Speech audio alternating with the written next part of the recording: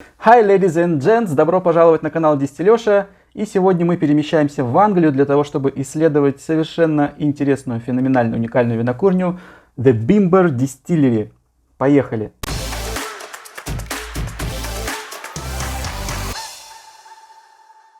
Хочу сказать большое спасибо Виталию Казакову, который предоставил любезно эту бутылку, конечно же не всю, вот какое-то количество он дал, соответственно, какое-то количество я с ним посидел, поработал, изучил. Виталий Казаков, организатор, можно сказать, основатель, как он сказал, виски-посиделок, а в Минске Минск виски-клуб. Кто живет в Минске или в пригороде, не знает об этом замечательном клубе, напишите Виталию, контакты будут в описании к этому выпуску. Виталий, спасибо тебе большое. Минск виски-клуб собираются каждую пятницу и не пропускают ни одной пятницы вечером. Сегодня мы поговорим о винокурне, как я сказал, Bimber Distillery, и со мной бутылка Ex-Bourbon Oak Casks. Да, здесь несколько бочек, 5000 бутылок. По поводу донатов. Донаты можно сделать вот здесь по ссылке под этим видео. Пожертвования приветствуются на развитие канала.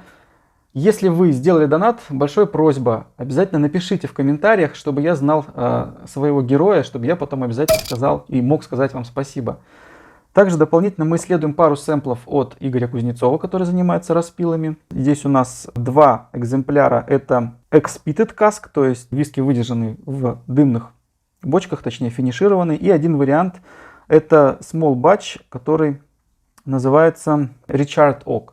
Richard Oak это тот виски, который исследовал, и мы будем вспоминать канал Виски Панорама Дими 437, который заинтересовал нас, русскоговорящую аудиторию этой винокурни. И мы будем обращаться еще к его выпускам, будем обязательно сопоставлять ту информацию, которую он дает.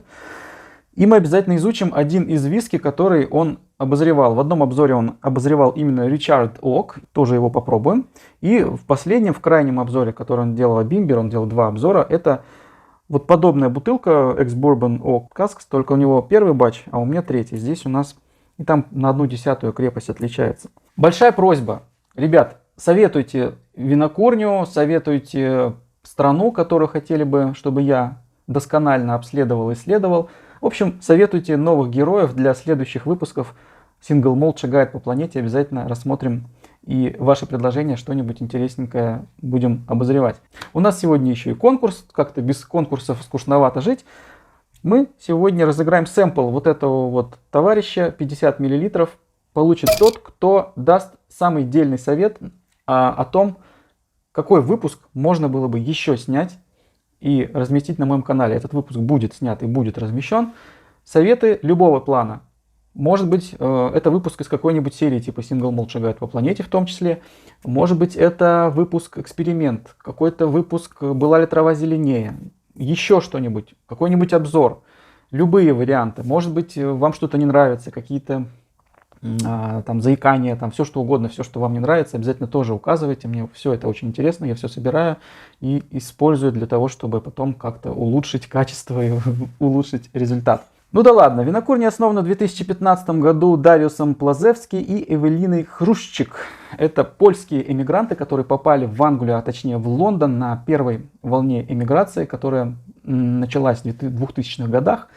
Волна эта случилась благодаря тому, что Польша вошла в состав Евросоюза, и тогда очень много поляков переехали в Лондон, в Великобританию вообще. И вот эта пара, ну это не муж и жена, насколько я знаю, также переехали и поначалу занимались своим архитектурным бюро, которое открыли в Лондоне, и заработав, став успешными на этой, так скажем, на этом бизнесе, они, видимо, она тоже как-то имеет отношение к архитектуре, вдвоем решили открыть еще и винокурню, которую основали в западной части уже возле объездной, можно сказать, таких полупромышленных районах. Основали свою винокурню, которую назвали Bimber Distillery. Что значит Bimber? Bimber в переводе с польского означает самогон. Самогон, все просто. Все дело в том, что Дариус имеет серьезные корни. Его отец и его дед были самогонщиками, нелегалами. Они передали, естественно, с кровью, в крови Дариуса течет в том числе и компонента самогонщика. Кстати, знаете, как самогонщик по-польски? Бимбровник. Очень подробно ведут свой инстаграм, вообще все очень подробно. Максимально подробная информация на бутылке, на тубе, на сайте винокурни, много интервью. Они очень взрывоопасно себя ведут, они везде распространяют много информации, очень плодотворно работают, участвуют в фестивалях и тому подобное. Дэйв ведет, некий Дэйв в инстаграме их ленту, там можно задавать вопросы, и, кстати говоря, стать героем их поста, если вы зададите какой-то интересный вопрос. Орел. Куча, конечно же, различной символики, вот название. Вот здесь есть орел, который смотрит вправо. Орел — это флаг Польши. Флаг Польши. На Польше единственное, что орел смотрит влево, а здесь он смотрит направо. Как говорят винокуры, смотрит в правильную сторону, в сторону будущего. Первая бочка была заложена в 2016 году. Бочка имеется в виду с висковым дистиллятом. Но, естественно, 3 года это большой срок, и для того, чтобы как-то держаться на плаву, хотя основная финансовая составляющая, вклад, вложение, инвестиции — это все-таки архитектурное бюро, но, тем не менее, дабы иметь какую-то экономическую эффективность, винокуры выпускали, как и все это делают поначалу на старте, свои джины, водки, настои водочные, ну и также, кстати говоря, делали ром, белый ром. Делали свой New Make. New Make сейчас стоит каких-то, первый их New Make стоит каких-то баснословных денег, по-моему, в районе 200 евро. Первый релиз вышел в 2019 году, инаугурационный, и он сегодня, на сегодняшний день стоит, на минуточку, 2500 фунтов стерлингов. Я не знаю, ни один, наверное, инаугурационный релиз молодых винокурен не стоит таких денег, однако у Бимбера стоит, и это релиз без указания возраста, и это 3-летний релиз. И, кстати говоря, New Make, который тогда вышел в 2018 году в своей виски-библии, Джин Мюррей поставил 95,5 баллов. Ну, это такой конъюнктурный человек, который любит ставить много баллов из ниоткуда, но я думаю, здесь есть какая-то интересная составляющая. Факт есть факт, как сказал Дмитрий, Виски Панорама. Lea Valley Distillery закрылась, последняя винокурня, в 1905 году в Англии, та, которая производила солодовые виски. И с тех пор ни одна винокурня не открылась. То есть в 2015 году открылась первая за 100 лет винокурня, которая производит сингл молт. Ее опередила до этого, там открылась еще одна винокурня, но она не производила сингл молт на тот момент, по крайней мере, она производила какой-то ржаной виски. Кстати говоря, Lea Valley Distillery закрылась, и она принадлежала DCL, Distillers Company Limited. Это компания, которая впоследствии стала United Distillers и, соответственно, потом стала Diageo, как мы знаем. Итак, давайте будем потихонечку разливать. Я буду рассказывать о производстве этого необычного, интересного виски. Начинается все, и винокурня очень внимательно готовилась к тому, чтобы производить свои виски, и занималась работой над тем, как, что, почему, откуда будут производить свой сингл молт. И все начинается, естественно, с ячменя. Как утверждают винокуры, ячмень искали по всей стране, днем с огнем, искали по разным фермам, искали именно одну сингл ферму, да, то есть здесь полностью теруарная история. О теруаре мы тоже говорили очень подробно с Игорем вот в этом выпуске. Искали для того, чтобы был определенный профиль, определенный вкус, определенные характеристики по крахмалу, там, по выходу спирта. Как Игорь Чепкасов говорит, с которым я тоже консультировался, наш президент виски-клуба, на самом деле все это фигня, они искали просто наиболее выхлопной по спирту ячмень, вот и все. Мы будем придерживаться официальной истории. Нашли ферму на западе в Хэмпшире, где-то в районе побережья, здесь у нас морской климат еще воздействовал на ячмень, и ферма выращивает 2 типа ячменя, концерто и льюрет. Ячмень собирается тогда, когда он станет золотистым, красивым, золотым. Здесь у нас также напольное соложение идет. Эти 2 сорта ячменя сегодня наиболее популярны у винокуров, производителей виски, потому что они обладают высокими параметрами и максимальной экстрактивностью, выходом по спирту в том числе на самом деле, и дают довольно оптимальные показатели по органолептике New Make. Соложением ячменя занимается единственная компания в Великобритании, как утверждают Бимбер, которая занимается напольным соложением. Это Warminster Maltings. Для них, для винокуров, выделен целый этаж для соложения именно их солода с вот этой фермы с Хэмпшира. Здесь у нас 72 часа идет замачивание, 5 дней проращивания. А теперь мы немного исправим ту неточность, которую нам сообщают на сайте винокуры. Скорее всего, дело было так. Я нашел интервью, в котором четко написано, что источник солода – солодильня Warminster Maltings. То бишь, это значит, что, скорее всего, здесь можно вот так интерпретировать эту информацию. В Бимбер пришли Warminster Maltings, сказали: ребят, нам нужен ячмень. Они сказали, ну точнее солод. Они сказали, и мы хотим выбрать ферму. А может быть у них даже такая услуга была. Они говорят: ребят, ну солодильщики, вот вам, пожалуйста, образцы, вот эта ферма, выбирайте, пожалуйста, будем работать. Бимбер выбрали тот ячмень и тот купаж, который они хотели, и просто вот теперь солодильщики на солодовне делают вот именно вот этот солод. Скорее всего так. Ну, кто там будет ездить по стране, чего-то выбирать, смотреть на ферму? Ну, не знаю, вряд ли. Как говорят бимберы, ну как же вы не понимаете, почему мы выбрали напольное соложение, когда вы приходите на солодильню, вы чувствуете этот медовый, сказочный, хлебный аромат, который витает вокруг, который вы не ощутите ни в одном месте, ни на одной солодильне, если это будет не напольное соложение. И как они сказали, что это действительно стоит дополнительных денег. После того, как солод был пророщен и высушен на солодильне, винокуры, получив этот солод, отправляют его на затирку. Затирка – это извлечение, экстракция крахмала из зерна. Далее от затирания, после того, как мы получили сусло, мы перемещаемся к ферментации. То есть мы отделяем жидкость от... У нас здесь идет, как говорят винокуры, белая схема, отделяется все сусло, жидкое сусло от твердого осадка, и переходим на ферментацию. Ферментация — это уже следующие емкости. Обычно они делаются из стали, эти чаны. На сегодняшний день также используется орегонская сосна, зачастую это тоже дерево. Здесь у нас тоже необычная история. Здесь у нас дубовые большие танки, которые выполнены, да, из дуба, из дерева, не из орегонской сосны, и слегка обожжены, прям слегка-слегка. Здесь у нас происходит очень длительный процесс ферментации, 168 часов. Заострите внимание на этом числе, 168 часов – это почти 7 дней. Это очень много, это нещадно много, это экономически никак не обосновано, но это так. На сегодняшний день наиболее популярное, наверное, время ферментации на большинстве винокурен — это 72 часа. Это у нас и Glenfarclas, например, Glenfiddich.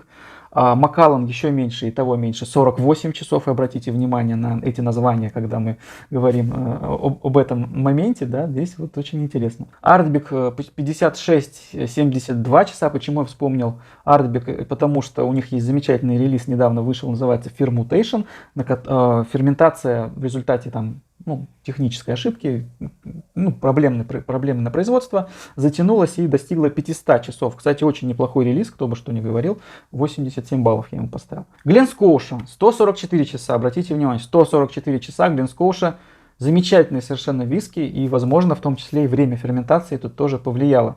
И, возможно, еще вспомним разные типы, то есть когда используется разное время ферментации и делается некий такой тоже купаж. Это Linders Abbey, 68 часов и 114 часов. Два разных вида ферментации, видимо, используются либо для двух разных релизов, может быть, используются действительно как купаж, для того, чтобы разные оттенки передать дистилляту. Как известно, может быть, не всем, длительная ферментация дает более фруктовые, более яркие, более насыщенные тона, передает дистилляту. Ферментация — это процесс, начну с конца, да, процесс переработки сахаров, крахмалов, содержащихся в сусле, дрожжами, бактериями дрожжей. Здесь у нас используется свой штамм дрожжей на винокурне, конечно же, свой, выведенный. И получается пиво крепостью 8-10% ABV на выходе. После того, как мы отбродили, получили брагу, пиво, мы перемещаем эту жидкость на дистилляцию. Дистилляция у нас тоже своя, необычная. Здесь на винокурне используется всего пару кубов. Прямой нагрев, прямой газовый нагрев, это уже становится дорого наверняка. С каждым днем газовый нагрев в свете сложившейся политической ситуации стоит недешево. Соответственно, мы ожидаем какой-то рост и какое-то отражение этих событий на стоимости виски, которые мы будем видеть в магазинах, а может быть и не будем видеть. Два куба. Первый куб на 1000 литров, второй куб на 600 литров. Оба куба, по сути дела, это аламбики, которые привыкли покупать наши винокуры. Производятся в компании Хога, которая находится в Португалии. Эти аламбики также продаются и у нас. Точно такой же вид, но только поменьше. По-моему, и большие тоже можно приобрести.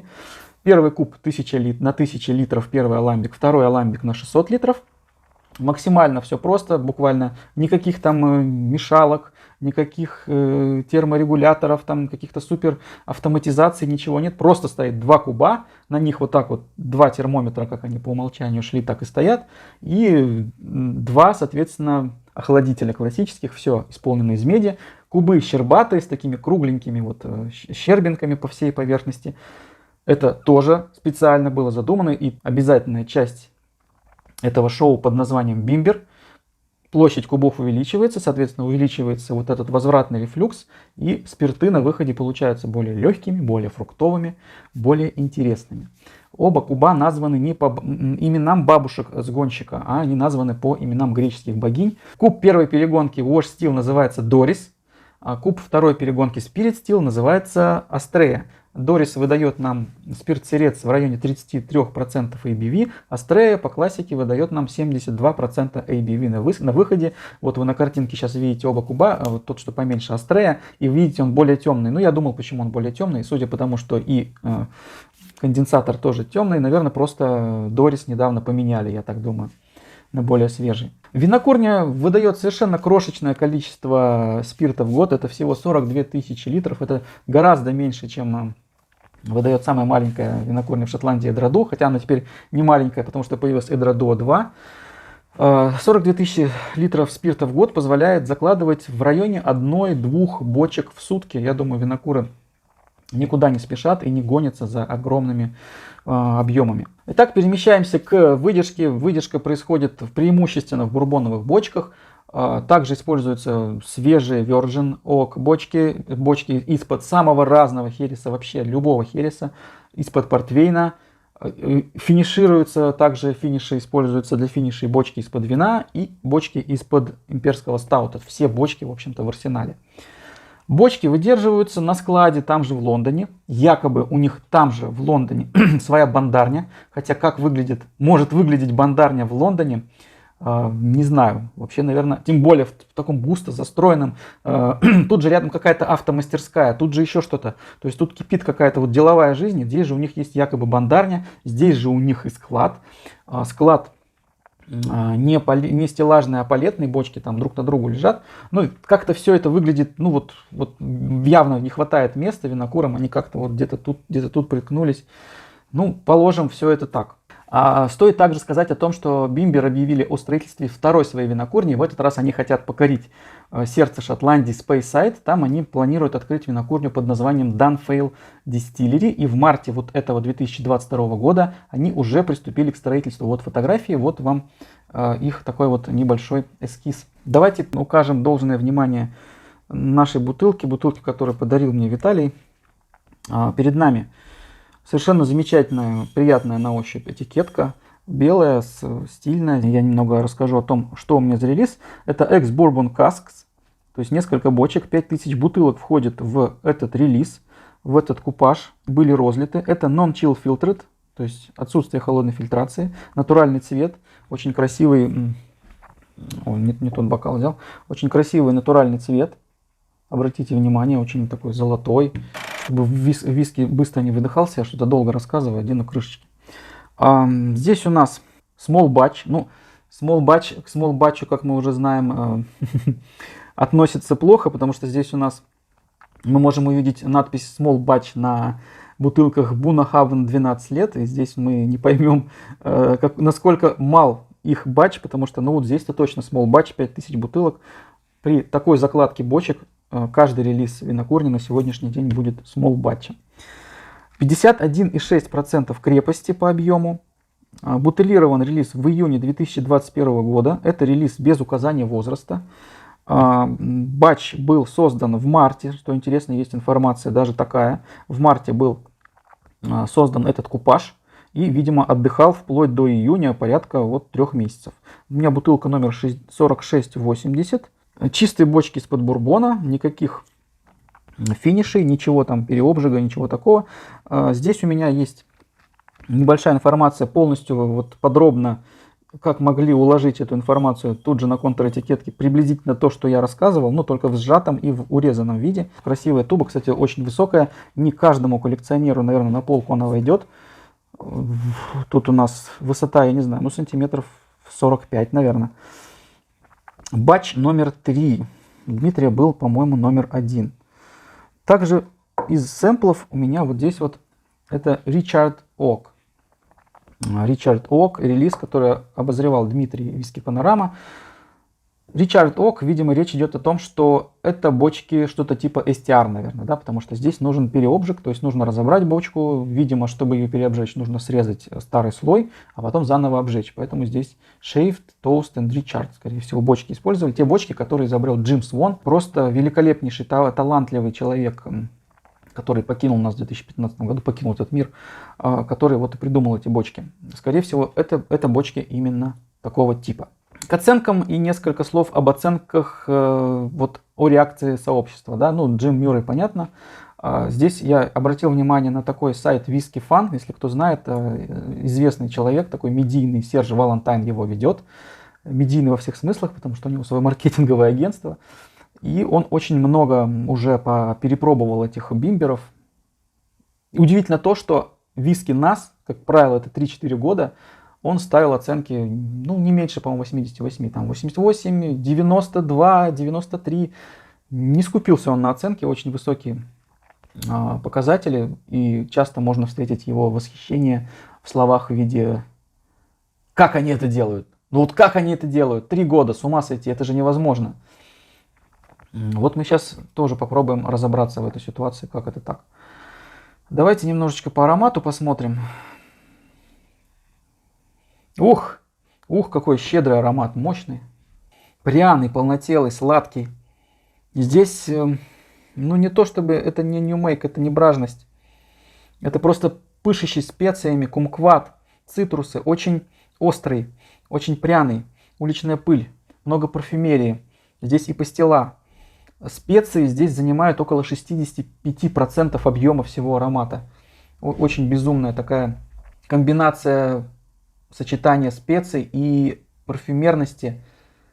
А в остатке вот остальную часть занимает действительно фруктовая составляющая, очень яркие яблочные, свежие тона. Он прям такой, ну как не знаю, как юная красивая девушка, да, вот, образ которой у вас запечатлился, ну, как минимум, там, на год, на 2, например, да. Здесь, ну, если вы встретили ее на улице, вот здесь, наверное, такая же история. Ты встречаешь этот аромат, и он тебе нравится, он очень приятен, божественный аромат. В то же время есть и молодость, есть резкость, он захватывает, действительно, это великолепный аромат. Забегая вперед, скажу, что с водой, я сейчас добавлю, и сразу, наверное, мы поймем. Потому что крепость приличная. Забегая вперед, скажу, что с водой этот аромат ослабевает. Совершенно безумный аромат. Вкус. Вкус уже более простой, более едкий, острый. Барбарис, те же специи, яблоки, нуга. Много дуба, довольно много дуба. Много резкости. Есть крафтовые тона. Из необычного, наверное, вот профиль барбариса какой-то. Послевкусие безумное, бесконечное, древесное, тонинное, горечь. Немножечко фруктов, немножечко каких-то сладостей типа пахлавы, пастилы. И в остатке, наверное, больше не тонины, а какие-то специи обволакивают. Черный перец, корица, имбирь, немного гвоздики, немного шафрана, может быть какой-то кориандр даже где-то. Совершенно потрясающий аромат и чуть более такой приземляющий на землю вкус. Но тем не менее, действительно, можно понять Сержа и сказать, что это виски, ну, впечатлит любого, наверное. Даже самого изысканного дегустатора в том плане, что, ну, он, наверное, не сказал бы действительно, что это НАС. это не нас. Он скажет, это, наверное, какая-нибудь десятка или двенашка. Очень, очень неплохо. Оценка 84. Давайте перемещаемся к... И здесь ему, кстати говоря, ну, первому батчу Дмитрий поставил больше 90, 94, по-моему, если не ошибаюсь, или 92. Серж Валентайн поставил 87. Я поставил 84. Это обжиг бочки, кстати говоря, у нас 3-й уровень. Очень высокий обжиг. Попробуем. Кстати, вот сейчас у нас в полости рта начинает какая-то вот развиваться какая-то древесность. Древесность, засушливость, засуха начинается и хочется выпить водички. Давайте приступим к релизу, который из-под... Здесь у нас финиширование в бочках Expeated Cask, в бочках, которые раньше хранили дымные виски. Он очень похож по профилю, здесь меньше специй, но здесь нет никакого дыма, здесь дым какой-то вот, наверное, остаточный. Здесь больше парфюмерии, меньше специй, больше фруктов, есть какой-то легкий обожженный лист, сухой лист дерева, вот так скажем. Здесь уже чувствуются тона дыма, ферма. Мне кажется, дымность этому виски не идет. Здесь она немного лишневата, но, тем не менее, чувствуется общий профиль. Здесь явно требуют виски воды, я с ним сейчас не буду воду добавлять, долго сидеть не могу, время не позволяет. Оценку я ему поставил тоже 84. Ну и, конечно же, всем интересно, наверное, как вот я рассмотрю виски, который дегустировал Дмитрий. Вот здесь, конечно, более утонченная история. Здесь Ричард, да, то есть STR бочки.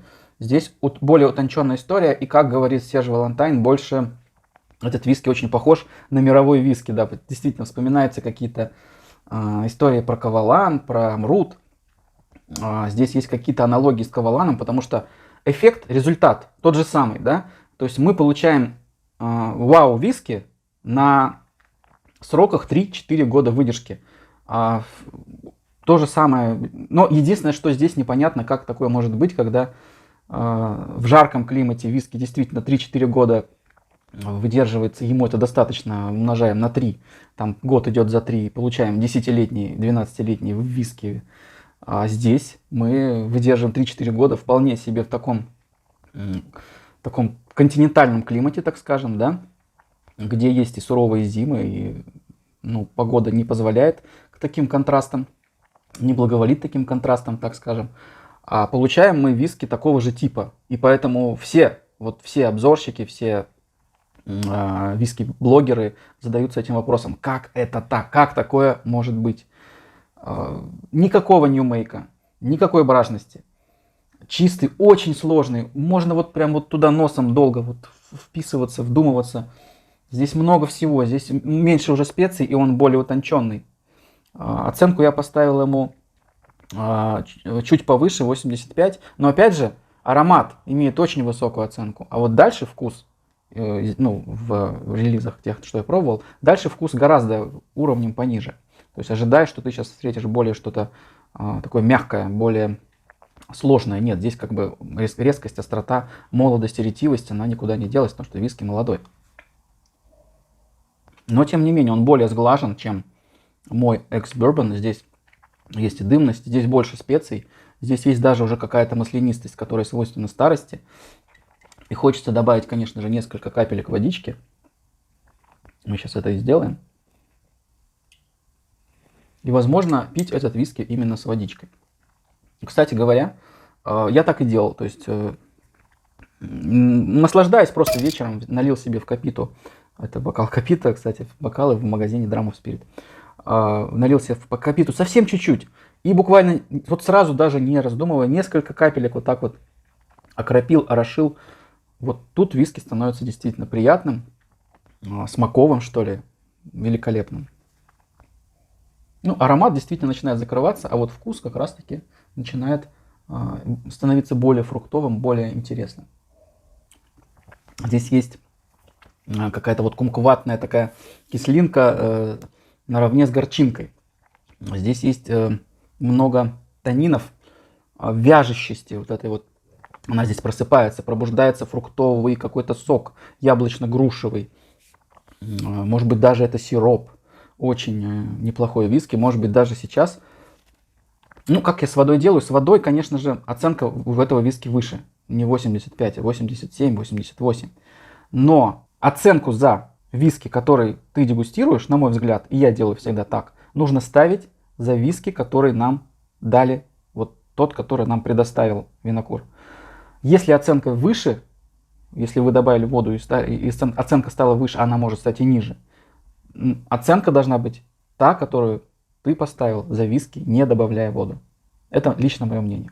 Переходим к заключению. В интервью Whisky Files бимберы сказали, что они выступают против сложившейся модели производства виски для массового потребления, и именно эта концепция легла в основу их производства. Давайте поговорим немного о релизах. Самый недавний релиз называется Apogee 12, видимо, это 12-летний виски, и это виски, который... Здесь они выступили в роли ботлеров, это виски, который сделан купажом из двух винокурен Шотландии, одна из Спейсайда, а другая из Хайленда, какие конкретно не уточняются.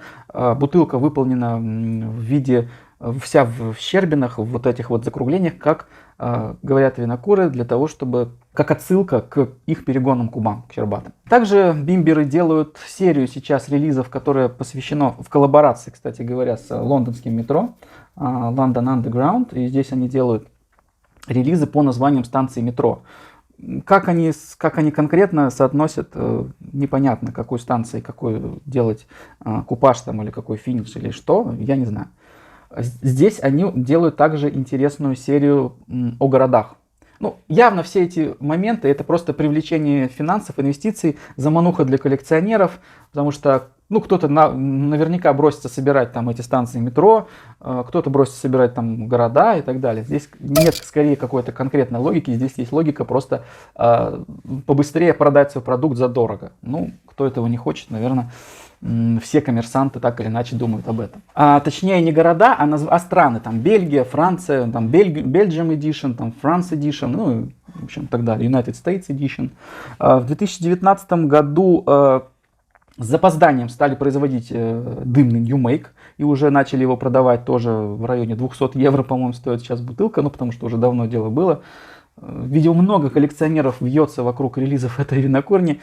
Первое место на Whisky Base занимает Single Cask. Это чисто бурбоновая выдержка. Релиз, сделанный для Southport Whisky Festival 2020 года. В районе 9,33 держит оценку стабильно этот релиз. Я думаю, можете брать, он пока есть где-то в продаже. В районе 450 евро. Я думаю, это инвестиционно привлекательный релиз. Вообще много инвестиционно привлекательных релизов можно найти пока на сегодняшний день среди релизов винокурни Бимбер. Если вы интересуетесь вот такими делами, посмотрите, прошерстите их вот, сегодняшний портфель, так скажем. Второе место занимает Export Ruby Cask. Это как раз таки тот самый France Edition. И стоит он в районе 250 евро. Есть в некоторых магазинах Франции. Также, я думаю, инвестиционно интересный релиз. По стоимости. Ну, давайте, кстати говоря, ваше мнение. Интересно ли вам говорить о стоимости? Может быть, я мало говорю о стоимости. Может быть, стоит больше о ней говорить. Ну вот о стоимости бутылок. Вот подобные бутылки, все три вот эти вот бутылки, они стоят ну, плюс-минус в районе $100, 100 евро. Это довольно дорого для релизов NAS. Однако это так, потому что винокурня уже поймала хайп, уже большое количество распиаренных кругом данных, все уже перепробовали, поставили высочайшие оценки. На мой взгляд, высочайшая оценка здесь действительно имеет место быть, но она имеет место быть для аромата. Хотя вкус, безусловно, тоже во многих релизах, не исключаю, великолепный, возможно. Но, кстати говоря, Richard Oak действительно имеет достойный вкус. $100, 100 евро, это, ну, можно сказать, нижняя планка для свежевыходящих релизов. Дальше они начинают дорожать. Ну, я не говорю о лимитках, вот типа страны и там лондонское метро, они априори стоят дороже. Еще при выходе там, по-моему, 200 евро стартовая цена. К слову сказать о том, что могло бы быть заменой, да, и вы всегда просите говорить об альтернативах. Я посоветую вам, если вы хотите попробовать что-то интересное, что-то подобное, и обратить внимание на какую-то... Я вот хочу обратить внимание на винокурню, которая немножечко в тени пребывает бимбера, и эта винокурня на самом деле стоит внимания. Это винокурня, которая называется Glasgow Distillery. 1770 на этикетках, вот такие вот Цифири есть. И это очень достойный виски. Он очень похож на самом деле на то, что я здесь пробую. Это отсутствие холодной фильтрации, 46% ABV. Это то, что у нас, по крайней мере, можно было достать в России в продаже, в Азбуке Вкуса у нас он продавался. Если переводить доллары, и, пожалуй, я не знаю, стоит ли, кстати говоря, посоветуйте, стоит ли говорить о рублевой стоимости, наверное, импортного алкоголя. Наверное, я буду лучше говорить ее в долларах. Так, может быть, как-то более будет объективно, что ли, восприниматься. Я не к тому, что это какая-то русофобия, просто, скорее всего, рублевые цены у нас как-то стали отрываться совершенно, уходить в какие-то космические миры на многие виски, многие коньяки. Очень похожий профиль здесь, он может быть чуть менее сложен, например, как Ричард, но он очень великолепен, очень сложен. Здесь есть немножечко какие-то отклики Нью-Мейка, но это, тем не менее, это интересный релиз. Здесь, кстати, даже есть вот уже приветы от холодной фильтрации, настоящее действительно отсутствие, никакая там не... То есть явно хорошо, чисто не кастрированное вот это сердце. Здесь широкий диапазон явно выгонки, потому что здесь есть даже хлопья у меня выпали в бутылке. Вот это очень важный момент. Кто меня поймет, тот знает. 46%, в общем, купите. Опять же, почему я посоветовал именно его, не привязываясь к органолептике, этот виски в 3 раза дешевле, чем Бимбер. И 3 раза дешевле, это в районе $30-35 стоит бутылка. В Азбуке Вкуса я купил ее, кстати сказать, за 3000 рублей 31 августа прошлого года. Обратите внимание на этот виски и в перспективе, то, что релизы будут выходить, возможно, то есть отслеживать за появлением новых релизов я, наверное, буду. И это интересно, потому что явно перспективный и интересный виски. То же самое с Бимбер, однозначно. То есть я думаю, уже все сообщество, виски-сообщество следит за новыми и будет следить за новыми релизами Бимбера и будут ждать релизов с указанием возраста. И когда-то мы увидим и 10-ку, да, и 8-ку, наверное, там и так далее. Там будет наверняка какие-то шедевральные, будет что-то шедевральное, что-то фантастическое. И немножечко к концу надо бы уже приближаться. Очень много я вам тут всего понарассказывал. Фантастическая, феноменальная винокурня, пижонская винокурня, безусловно. И она имеет на это право, на мой взгляд. Это коллекционная на 100% винокурня, она инвестиционно привлекательная. И это феноменально успешная винокурня, просто взрыв успеха за буквально несколько лет, вот, начиная с первого релиза 2019 года. То есть 3 года и уже сумасшедшие цены, сумасшедшие продажи, все выкупаются, естественно, никуда это не приедет. Кстати говоря, по-моему, Ричард Окс в Италии стоит $67, видимо, они как-то закупили. Где-то, то есть какие-то закупки производятся, видимо, наверняка там все стоит в стопах, все уже там раскуплено, может быть, даже вперед какими-то импортерами. Но я полагаю, что до России, конечно же, вряд ли это когда-либо вообще дойдет, хотя кто его знает. Может быть, Dunfale будет что-то делать подобное. Интересно, что будет делать Dunfale, да, потому что там уже более масштабная производственная история. В завершении хотелось бы сказать оптимистическую мысль, оптимистичную для меня лично, мое мнение. Как бы Ральфи не плакал, мы видим, что в России, даже в России, не говоря уже в Европе, США, есть определенная, и она растет, группа виски-энтузиастов, которые хорошо разбираются в виске, которым не подсунешь какое-то фуфло, не подсунешь какой-то Нью-Мейк, какую-то фигню или еще что-то. Это серьезные люди, которые готовы и способны влиять на рынок потребления качественного алкоголя. И это значит, на смену эре вот такого вот производственной эффективности, цифр, выхода спирта, компьютеризации, скорости производства продукта, на смене этой эры, так скажем, бессознательного потребления, придет эра винокурения, серьезных винокуров. И она не то что придет, она вернется, потому что до этого так оно и было. Эти люди будут определять они будут людьми, я думаю, мейнстрима, будут определять эту дорогу, этот стиль, так скажем, производства, и они будут задавать моду. Я в этом уверен. И Бимбер — это тому яркий пример. Давайте выпьем за новую эру производства виски, коньяка, рома. И встретимся в следующем выпуске. Так не пейте. А если пьете, то пейте только правильными глотками и только правильные дистилляты. Пока.